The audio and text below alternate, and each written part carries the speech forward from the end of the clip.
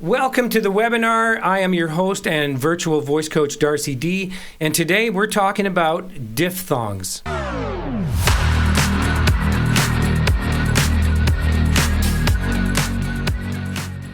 Have you ever felt like your voice hits a wall during certain words or phrases, especially when vowels shift in the middle of a word like light or town? What if I told you that mastering those transitions could be the key to a smoother, more powerful, professional vocal sound? We're going to learn how diphthongs, how we can understand them and how they impact our vocal technique. We're going to show you how to use them and build vocal agility, resonance, and clarity. I'm going to offer some exercises and examples for practical application. They're not always the easiest of exercises to sing, but they are definitely the way to build coordination within our voice. So what is a diphthong? The definition of a diphthong is a single syllable made up of two vowel sounds. A single syllable made up of two vowel sounds. Also known as the gliding vowel because your voice moves from one vowel shape to another. So within that one syllable. And some examples are light, lie, now. Right? We use these all the time in our exercises. No, oh, ooh, slow. I had to slow that one down.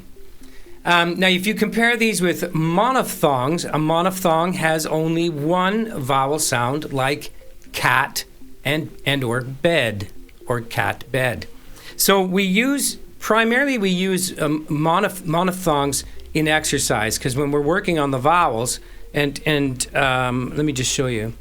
When we work on the vowels, we work with primarily monophthongs. There are two exceptions to the rule here, A and O.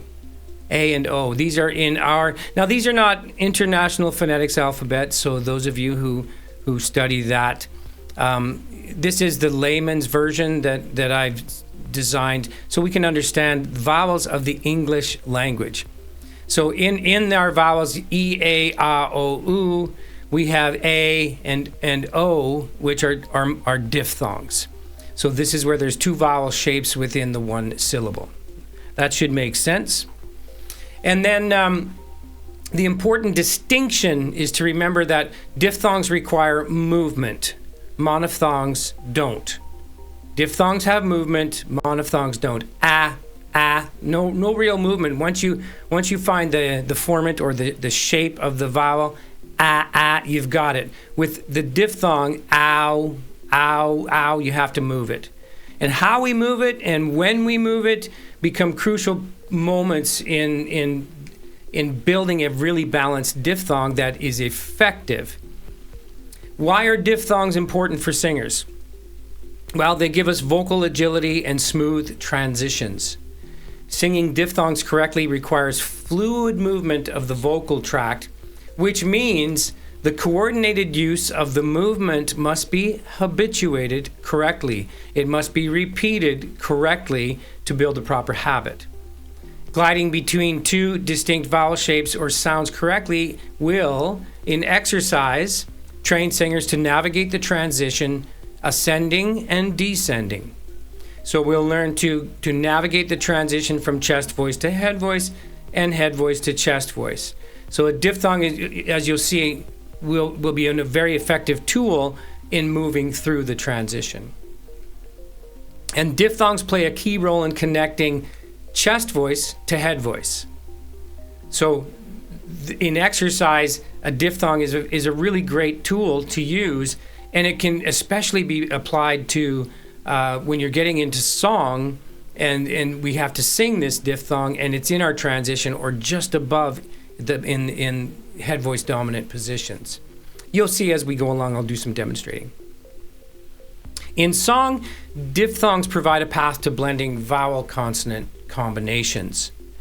Vowel consonant combinations like words on a path of least resistance. So we can blend vowel consonant combinations on that path of least resistance as in each line or phrases for songs.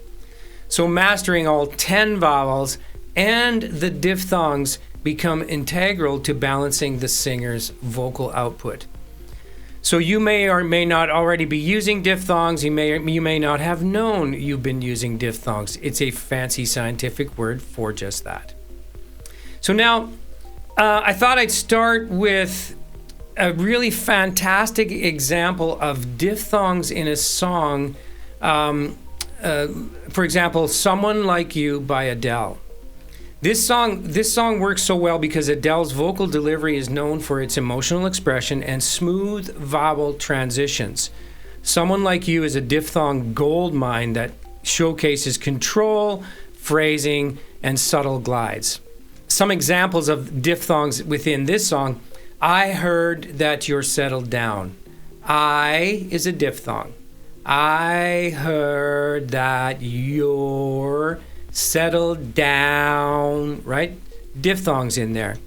I heard that your dreams came true. So there's a lot of diphthongs in there. Notice how in the word heard, so find a key that works for Darcy on Saturday morning. I heard that you're settled down. So down, we're going to hold the first vowel a little bit. Down. That's what we're sustaining. We only go to the oo vowel of down when we're going to finish the word. I heard that you're settled down. Da, da, da, da, da. And then there's another one. I heard that your dreams came true. Notice how in the word heard, the R is almost not pronounced. I heard. So we're going from the diphthong I, which we don't really finish because we're going into heard. I heard, slight H, less R. Almost not pronounced. And the emphasis. We have a question? Yeah, I'm raising my hand. Sorry. It's Chad. I just wanted to say that R, maybe it's the country boy in me, but I tend to treat R like it's its own freaking vowel sometimes, and it drives me crazy. Yeah. And try to ditch the habit, and I'll just focus on the out of nowhere, Yes.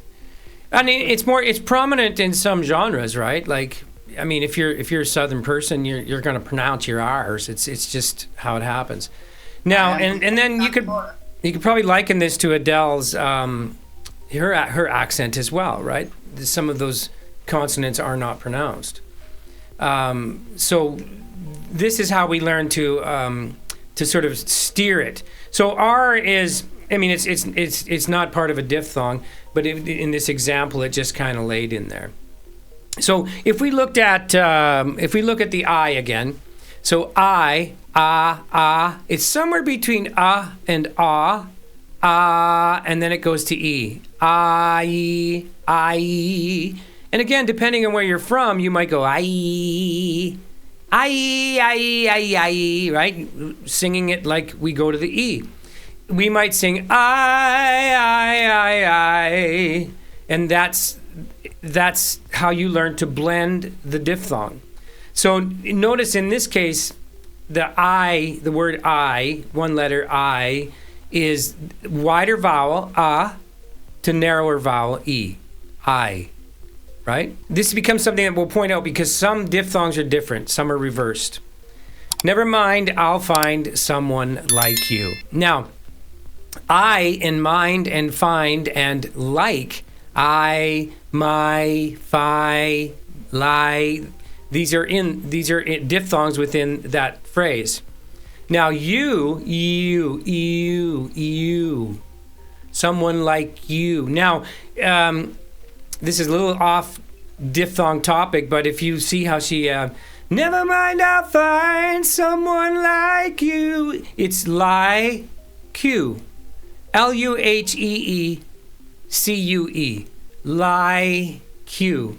It's not like you, right? Never mind, I'll find someone like you. We don't sing it that way.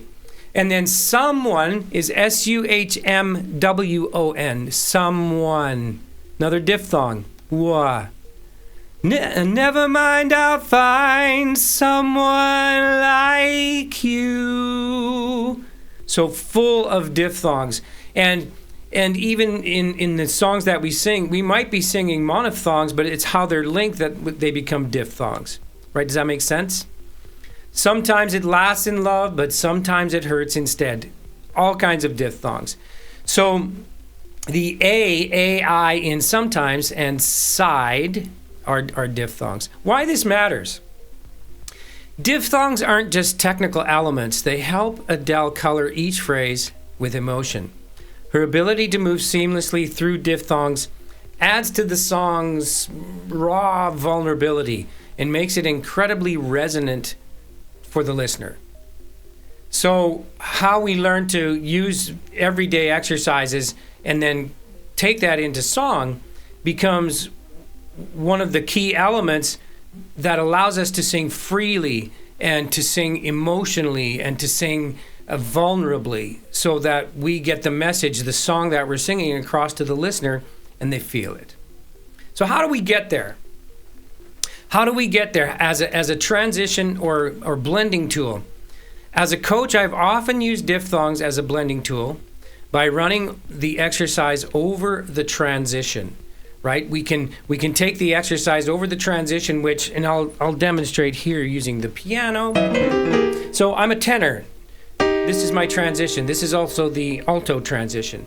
So if I was working with a tenor voice and we were working on balancing through the transition and getting through that great divide, sometimes we use a diphthong to accommodate that. We use the word nay, for example. So we could use it, we get it just across or just over the transition. You can see this is almost the middle of the bridge here, right? So if I go nay, nay, nay, nay, nay, nay, nay, it allows me to get into the head voice position through the transition with no challenges, or rarely any challenges. Now, the of and I will go back to here. So we've got E, A. Make sense?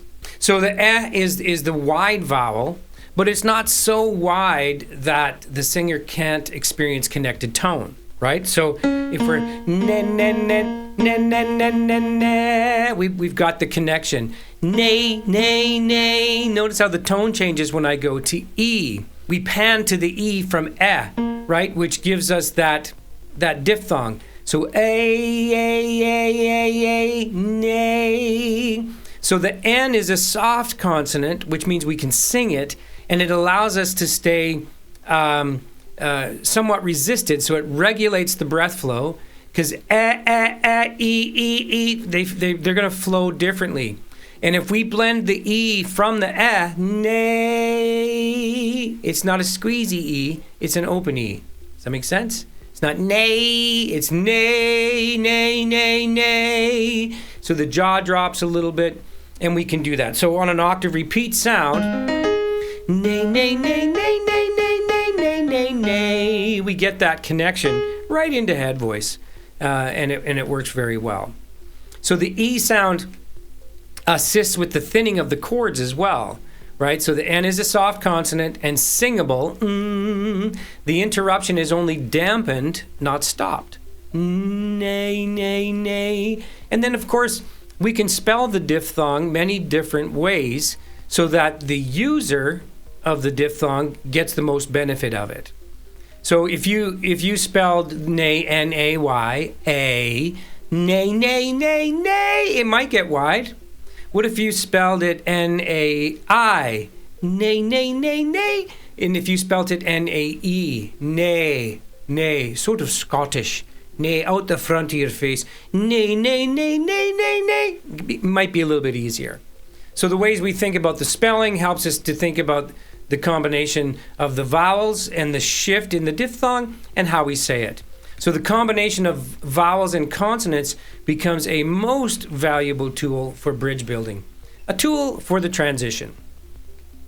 Now, just note that nay is a wide to narrow vowel diphthong, as I explained earlier. The effect of this diphthong formation is connected release.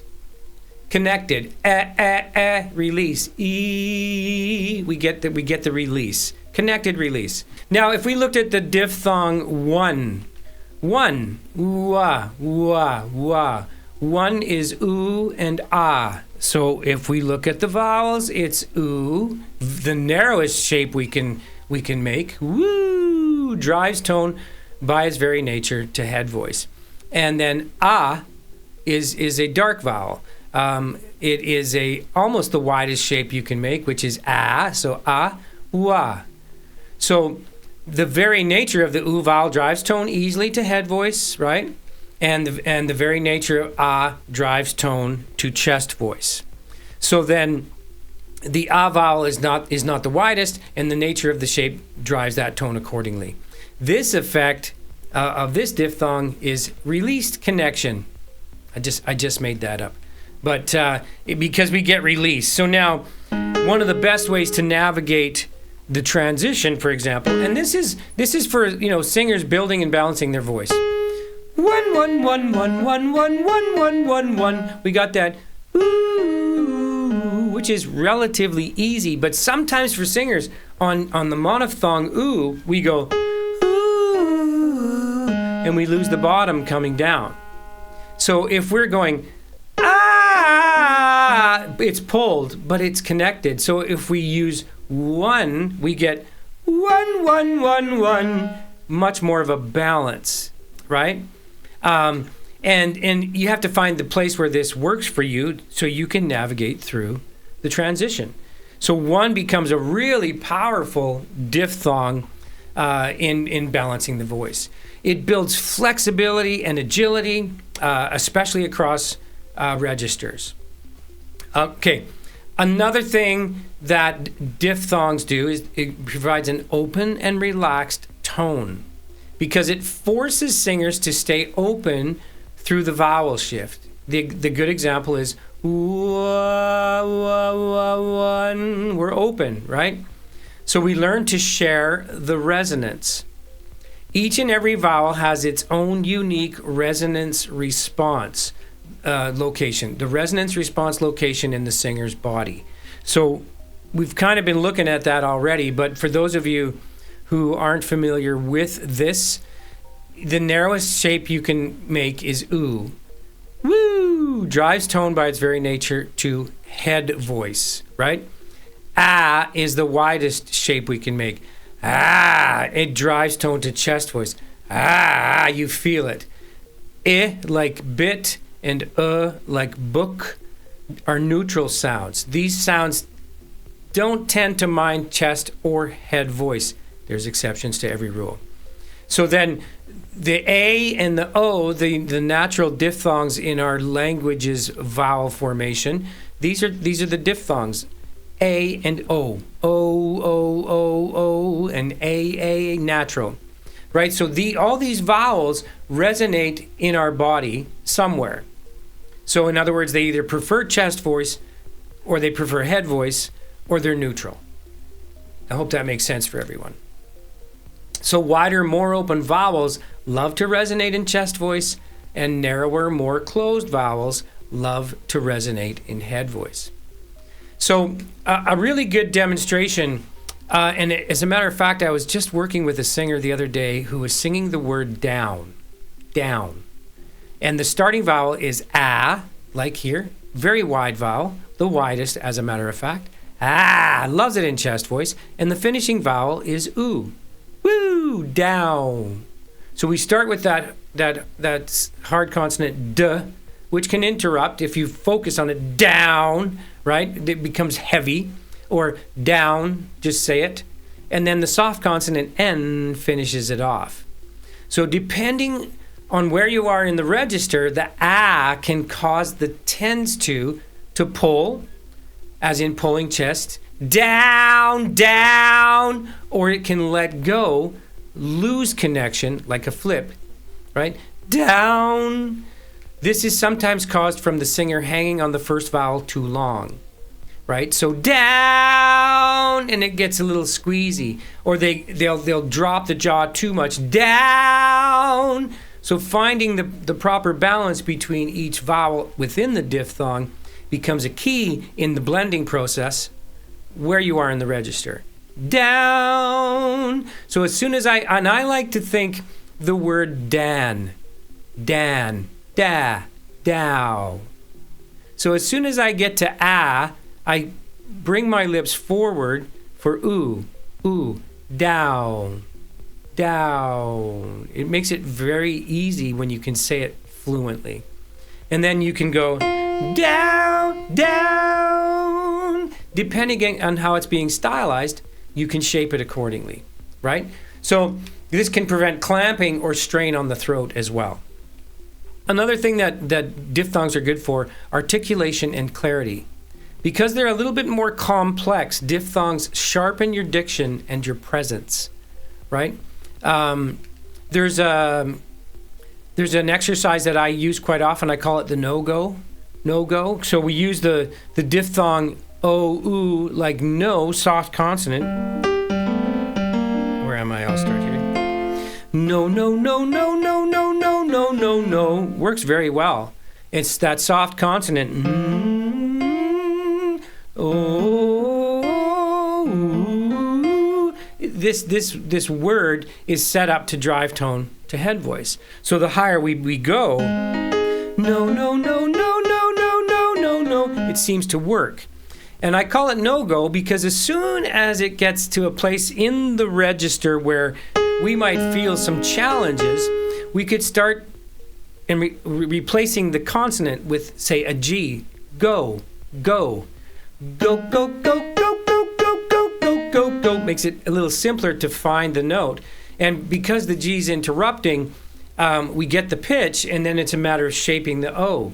O, O, O. Works very well. I use that one a lot. I use it a lot for my own voice.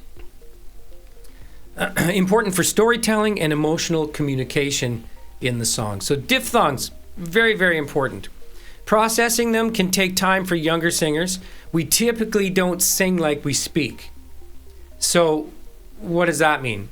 The same instrument we use to speak with, we use to sing with, but we don't use it the same way. When we speak, we can really pronounce the words. You know, diphthongs can take time for young singers. We do it like that. And it's not that choppy, but then as we sing, when we sustain the speech form, we can't pronounce things like we speak them because it's not going to fit. It's not going to flow, right? So there's a few links that need to be established. And first and foremost, as a singer, and especially a new singer, the link between chest voice and head voice. We must balance that approach to and through the transition so that we have access to the working part of our register. Then there's the link between the shapes themselves, the vowel sounds. Yeah, oh, so the diphthongs, they're everywhere when you really look at it. And it's very important that first the monophthongs are secure, so when we use the diphthongs, we know what to experience in the way of shape and feeling. So the link then between lyrical content and emotional value will be the next thing. So, example, when I was using down, right? Don't bring me down, as in the Electric Light Orchestra, right? Down. It's a nice slow swoop. Whereas, I'm going down, and it's swift. But the shapes are the same, and the way we get from one to the other, the wide to the narrow to the wide, it's the same process. So the link between the lyrical content and the emotional value. So you'll find more on that link between content and emotional value in the webinar on getting from exercise to song. I think it was the most recent one on the Virtual Voice Coach app. And all of these concentrations are built there is, of course, the handoff between conscious and subconscious mind. So what does that mean? So when we're processing something new, like a new exercise, like a diphthong, it's in conscious mind where we can only process 40 bits of information per second. That's what science tells us.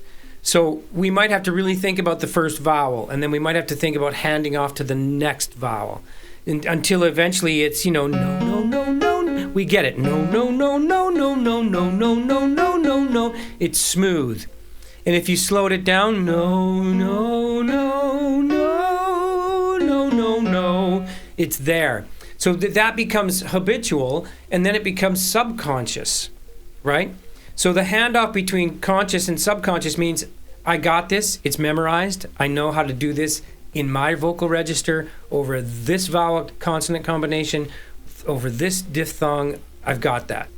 And if you want to learn more on muscle memory, in the app also there is a webinar on muscle memory which goes through that process. So there's a lot to this. If you do have any questions, nothing in the chat. Nope. Projection and power is another advantage of perfecting diphthongs. We get improved clarity and vowel alignment, which means more resonance. So if the diphthong is skewed, you might feel it pull. You might feel it wanting to let go. If the diphthong is balanced, it will sing. You'll be able to sustain it. You'll have improved clarity, and the vowels will be aligned, meaning there's more resonance, right? Great for belting and sustaining high notes. So we use nay, we use boy, we use all these different diphthongs in exercise to help us find it, and we can do it on that octave repeat scale. So we do the octave repeat, boy, boy, boy, boy, boy, boy, boy, boy, boy, boy, using the B to help regulate the flow and the diphthongs switch, and then we could use my, and then on a repeater, my.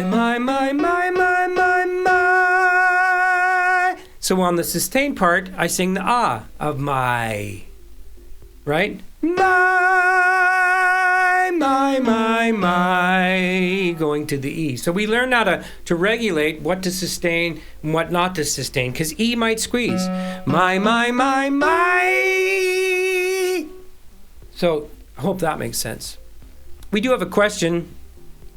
What format would you consider is the most important one to consider when it comes to diphthongs?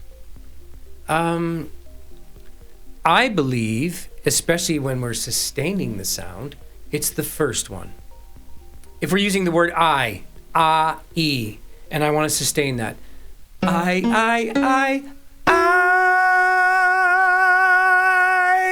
singing ah, right? Now, that's the first vowel in that diphthong. If I wanted to use the one as an example, starts on an ooh, I'm not going to sustain that one. It's going to be the second vowel. One. But it comes from one. So it's that smooth linking or the change, the shift in the vowel shape that becomes important. And it's going to be the second vowel you sustain. Very good question. Very good question. Didn't even think of it. My very own self. Control over head voice is another thing we can get from diphthongs. Diphthongs, that's just a strange word to say. The smooth gliding motion aids transition into mixed or head voice. Right? So you can see how with the, no, we can walk right in, and it becomes a very good tool. It's a great tool for singers working on expanding range as well. Sometimes I have really great success with the nay, when we're doing a long scale. Nay, nay, nay, nay, nay, nay, nay, nay, nay, nay, nay, nay, nay, or go, go, go, go, go, go, go, go, go, go, go, go, go, go, because we're just touching it, and we get to, I call it a cry. We get to put the cry on the ooh. Go, go, go, go, go, so we can get way up there, right? And for those who are curious, that was high C for me. Go, go, go, go, go, go, go, go, go, go, go, go, go, works very well. So, and if I just use ga, it wants to pull. I have to make changes within my concentrations to get that. So diphthong, very effective. Very, very, very effective. Now, the practical applications, how we can use diphthongs in voice training, right? So there's I think there's 8 common diphthongs Depends on what language you're in, I suppose. But, you know, there's ah, ooh, ow, like town. There's ah, e, like light, like. There's toy, oi. We've got o, oo, as in slow, go. We've got a, e, like play. Music, music. Dear, ear, air, right? So there's a few. Now, some glide drills that you can do with your diphthongs, you know, on a 5-tone scale, right? This is one that I use. I use this one quite a bit, especially when someone is experimenting and starting to navigate the transition, and they're starting to get it, but they need a little bit of assistance. I use this one, and I start with kind of an ugly or sound, and I will use it on a descending pattern, starting in the transition. So for tenors, right? So it'd be like and it's a nice, gentle but firm interruption on that ugly or You can hear a slight vocal fry, and we walk it up and then back down through the transition. And then I'll add what would be the second vowel of the diphthong, oo. Hoo, very free. Hoo, hoo, and very easy. So we found connection. Oo drives tone to head voice. Or as driving tone to chest voice. And then when we combine the two, it's ooh, ow, ow, or ooh. Ow, ow, ow, ow, ow. So we don't have to hold that ugly sound, that wide vowel that wants to stay in chest voice. And on the descending pattern, feels pretty easy, but then we ascend a semitone, ow, ow, ow, ow, ow. And we can do these little chirps, if you will, way into head voice. Ow, ow, ow, ow, ow. Very little strain, no disconnect, we're getting the balance. So that's how we can isolate the diphthong. We can tear it apart. And quite often I do that when we get into diphthongs, when I'm working with a singer, and one of those vowels isn't quite right, we'll break it down, get to the go to the oo, and then put them together, right? And it seems to work very well. Now, ow and one are kind of reciprocating. They're opposite of each other. Ooh, ah. Wah, wah. So then we can run it 1 1 1 1 1 1 1 1 1 1 1 1 1 1 1. Right? You can do all these different things with it and then run it ow. 1. And you could put N in front of it. Now. So that we can start to smooth out that what once was slightly ugly. Ow, ow, ow, ow, ow. Now. 1 1 1 1 1 1. Now. We've got it both ways. And then you change the scale, you change the coordination, you do the longer scale. See how that works? I think it works very well. I endorse this message. Another example of this would be the word we. Now, we is a weird one. We spell it W-E-E, but we... there really is no W, is there? It's a W, when we pronounce it, is w, we, wa, why. So it's oo, e in this case. We. And if we notice it's oo, e. These two are neighbors. The narrowest shape is oo. The neighbor on the bright side, is e. We could go wee and squeezy, but we don't want to do that. We keep the oo shape. Wee. So we could do the back to our piano. Wee.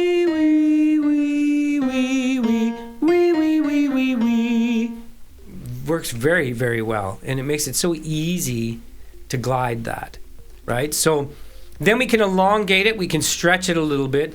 Sort of release to the second vowel. So we stretch it out. So.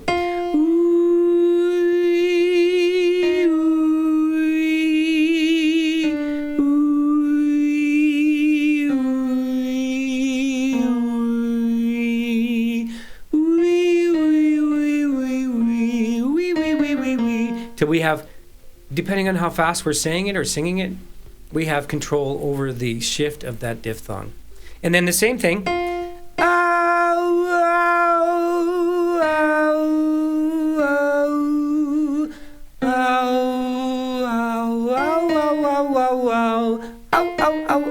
You see how we shift that? Okay, so we can do word work. We can practice with target words like fly, loud, joy, now, etc., which I kind of demonstrated some of those. But you'll find, and when we go through songs, we get to a problem spot in a song. A lot of times, it's a diphthong. It's the word before the diphthong or the word after the diphthong, and all those have to be secured. And like in the webinar and going from exercise to song, how we speak the words first before we try to sustain them in a speech form, right? So the song integration, we use lines from real songs with diphthong heavy words, right? So you can, an example would be an oldie but a goodie, You Light Up My Life. 'Cause you light up my life, right? You light up my life. If you sang it like you spoke it, 'cause you light up my life, it's not going to work. You light up my life. Add enough consonants so the listener gets it, and you're in business. And of course, there's another great example I found was a more modern song, Somebody That I Used to Know. Now you're just somebody that I used to know. Lots of diphthongs in there. So, think about it when you're working your next song. How many diphthongs are in there? When you go through your vowels, how many are linked, right? And I don't know if there's such a thing as a triphthong. 3 vowels linked together. I'm sure there is, E-I-E-I-O. I mean, I don't know. I could invent something new. Okay, so here's a pro tip. Pro tip alert. Always prioritize vocal ease. It has to be easy. If you're having to even think the word shove, force, push, manhandle, it's not good. It's not right. If a diphthong causes tension, simplify the shape or stretch the primary vowel, right? I. Ooh, that was easy, right? Add a hard consonant like B or G, right? And what does that do? So if we're on, if we're using nay, and it's starting to get away on you, I'm actually presenting that to happen. Add a B to it. Beep, beep, beep, beep, beep. Oh, that was easy. And it makes it that much easier. Try may. May, may, may, may, may, may, may, may, may. Nay, nay, nay, nay. So for some reason the nay likes to go squeezy. Nay, nay, nay, nay. Unless you're gonna dopey it right up, which isn't often stylistically what we want to do. And then of course adding the soft consonant like N or M is also very useful. So these are, tips for exercise. Now, some best practices and common mistakes that I see are rushing the glide. Don't rush the glide. Like you don't want to do the I. Keep it smooth. Again, pace it within the song. You don't want to change the rhythm of the song just to help your diphthong. Maintain support across both vowel sounds, right? So A, volume's near the same as I shift that diphthong. Hey, another thing you could do is use mirrors, or video. You record yourself so you can observe your mouth and your jaw movement. Does the jaw come way down? It's too far, right? Down, just say it. And it should be fine. Slow it down before you speed it up. You guys, all you virtual voice coachers, you know that I love deep practice routines and exercises, which means we slow it down. So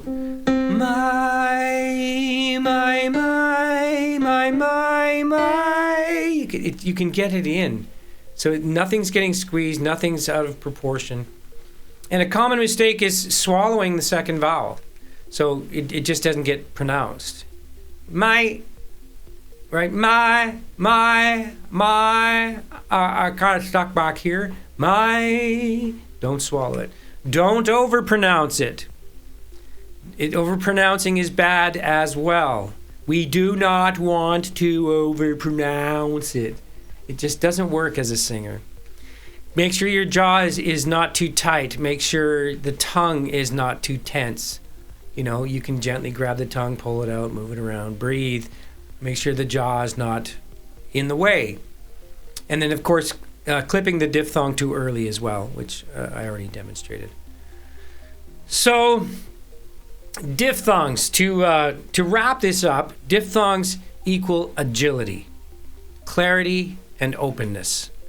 Not openness like you're going to tell all your secrets, but openness that all your sounds are going to be open. It's essential for expressive, effortless singing. So now you have the tools to practice them effectively. I encourage you to use your diphthongs and notice when you're using a diphthong. You can find all the diphthong routines and exercises in the app as well. They're in there in the Virtual Voice Coach app. If you found this information useful, I invite you to like, share, and subscribe because it's very appreciated. It's always the thing to do. If you want expert feedback on your diphthong work, you can book a free consultation. You can send me a piece of exercise routine or a song that isn't working, and we can dive into that and get it figured out for you. So don't stay stuck. Be free. Freedom. So basically, diphthongs, very scientific, somewhat confusing word with great meaning and how we blend the voice that we build. Or building the blended voice, which is what we're all after. We all want to have blended voices that go from chest to head voice with no strain or disconnect. We can put power on and we can navigate the vowel consonant combinations, the words, so the listener gets the message and we get to be heroes. Something like that. At any rate, thanks for sharing all the magic with me. You guys are awesome. Have yourselves a fantastic weekend. And remember, sing for yourself.